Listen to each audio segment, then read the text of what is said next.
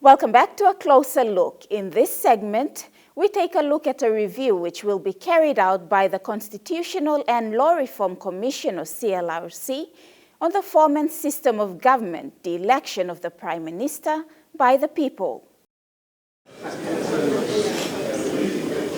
The 15th of February 2023 saw the launch of a review of the form and system of government.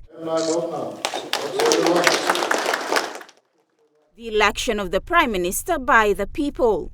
This review is set to change the course of Papua New Guinea, and the task of carrying out this review falls on the Constitutional and Law Reform Commission, or CLRC, as it is their constitutional mandate as the law reform agency of the country. Honorable James Marape and his government for the wisdom and leadership in supporting and acknowledging the significance of this review and actually directing CLRC to conduct this review. Because without the government's directive, we would never carry out this review. As we approach 2025, it is important to take stock of how far we came as a nation in the last 50 years with the thoughts of looking at whether the current form and system of the government has adequately worked for the nation amidst the socio-economic development and service delivery challenges the nation has been confronting with all these years.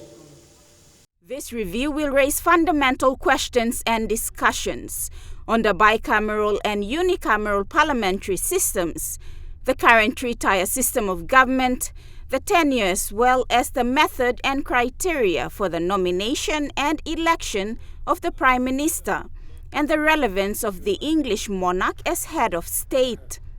CLRC Chairman Saki Soloma highlighted that the review will not be done in isolation, as it will include views from the citizens of this nation.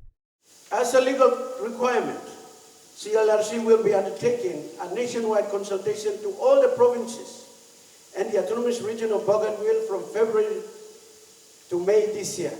In this way, we can feel the pulse of the society, the people's thoughts about this review, because government is meant to be the people, for the people, by the people. CLRC will consult widely with citizens of Papua New Guinea, government departments, private institutions, relevant and regional international bodies, other similar jurisdictions and experts on these areas to ascertain all relevant information and analyze and advise the government on appropriate reforms, if any. This review will also raise key questions for the people to consider, such as whether we should retain the unicameral parliamentary system of our house, or should there be a bicameral parliamentary system in upper and lower house? Whether we should retain the current provincial government system or revert back to the 1978 model of provincial government systems. Whether we should retain the current method of electing the Prime Minister, or should the people or citizens vote for the Prime Minister directly? Whether the English monarch must be replaced as the head of state of PNG. These are some of the big questions that must be put to the nation and must be answered. An online survey was also launched, and the people of PNG will have access to this survey to participate and give their views on this review. CLRC is also accepting written submissions until the 31st of May 2023. So as much as possible, we want to reach to many people as we can. All the views collected will form the basis of a report with recommendation, which will be presented to Prime Minister and the National Executive Council in the last quarter of year 2023. CLRC will work closely with key government organizations in delivering this project. During the launching ceremony, Prime Minister James Marape pointed out that it is timely for a review of such to be undertaken, as PNG is 2 years shy from its golden jubilee as an independent state. 50 years is a life of maturity. 50 years is no longer baby. And as 50 years old, we stand back and look on how far we've come so that we pass on to the next generation a country that is better than where we are today. I do acknowledge in us the presence of our National Research Institute, head of our National Research Institute. He will affirm to you certain statistics that I'll be putting to you. In 1973, when our National Constitutional Planning Committee was going out to assemble our country into one sovereignty, our population was under 3 million. Our economy was under 5 billion. We had fewer educated population. Our University of Papua New Guinea, formed in 1966, was only seeing his third or fourth graduating class. Prime Minister Marape reiterated that there is a demand for a review to be done. Every conversation in our country these days talk about Papua New Guinea must get better, and these are rightful conversations.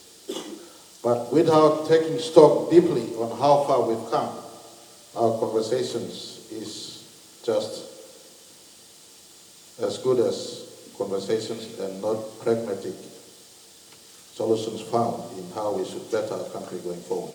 The Prime Minister went on to add that not only should the election of the Prime Minister take precedence in this review, but other aspects must also be looked at. The three arms of government and their structure must be relooked at.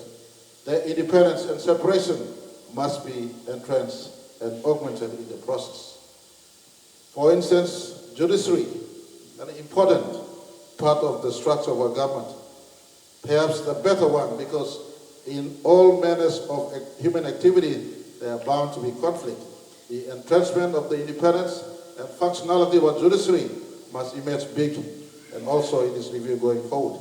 We need to relook at the relationship with national parliament and our provincial government systems, the conversation of autonomy, what it means by autonomy, the conversation on the special region of Bougainville. They voted for independence already. National awareness on their vote and the circumstances, the peculiar circumstances that led to the referendum must also be driven out, so that when the matter is brought to Parliament, there's a total clarity and no ambiguity on the Bougainville issue. These are relevant conversations that is contemporary for our generation to embark upon. The Secretary of the Department of Personal Management, Taya Sansan, highlighted that in the last 12 months, under the continuing government, a total of 36 laws were passed in Parliament, which is the highest for any government in PNG. And that in itself speaks volumes of what the government intends to achieve for this country. Not only that, but this government continues to seriously attend to and prioritize national matters that require constitutional or legislative changes or arrangements, such as the special case of Bougainville. The point here is that legislative reforms and reviews are not bad. They're actually healthy for any growing, developing nation, especially in this modern technology-driven world.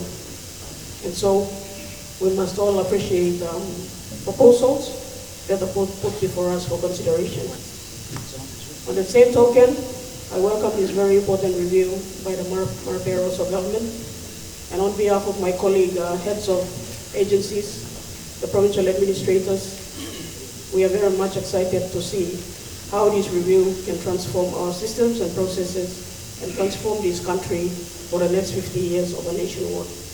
The final report with recommendations is expected to be completed by December of this year for submissions to the Prime Minister and relevant authorities. We take a quick breather now, and after the short messages, when we return, we bring you the Pacific ICT Heads meeting which took place in Kokopo, East New Britain Province.